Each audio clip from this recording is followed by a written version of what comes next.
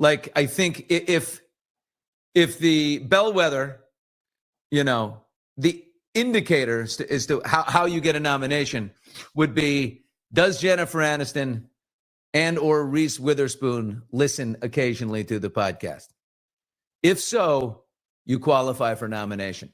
No Theo Vaughn, no Joe Rogan, certainly no Tucker Carlson, certainly no Candace Owens, but those are all very, very popular. The fact that there's no Joe Rogan,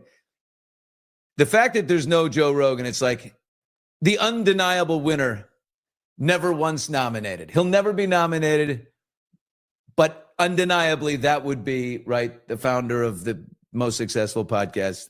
I don't know.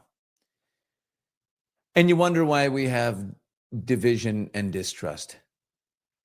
You know what I'm saying? When Hollywood does things like this, they entrench support for Donald Trump, the person they profess to hate the most.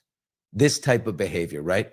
When you betray your mission by forging these mini cliquey collectives and, or social justice or something, you put that forward in some forced way. You look at that list and it's like, I call them the last namers, right? It's the people from SNL who all call each other by their last name. It's like that little clique of people that you don't belong to, you don't belong in.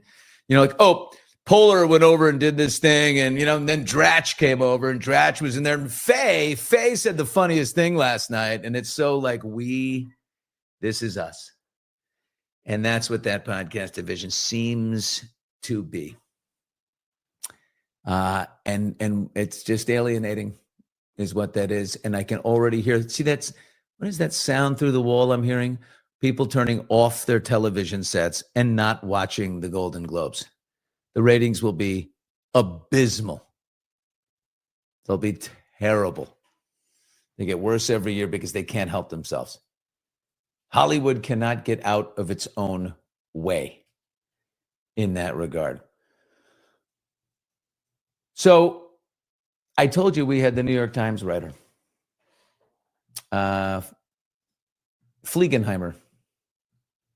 He spent 6 hours with us yesterday. Came over in the morning after morning mic. Steve and I were in the kitchen. We were making smoothies, doing our thing. And Fliegenheimer arrives. Nice guy. Very nice guy. Young guy. He's like 37, but he has been working for the New York Times since he's 23. So his entire outlook and professional life is shaped by the New York Times. He's been there for it all. He was there when Barry Weiss, worked there and left under protest because she wouldn't follow the doctrine and the preset narrative. And I told him ahead of time, I said, Fliegenheimer, I wrote an op-ed for the New York Times in December of 2017. I submitted my draft to them, and the editors of the op-ed section sent me back something I didn't recognize. I said, what the? Oh, what is this? I thought, you send it to an editor to fix some commas and some semicolons and the grammar and all that. No. They rewrote the article. My deeply held personal opinion article entirely to make it more damning and disgraceful of Donald Trump.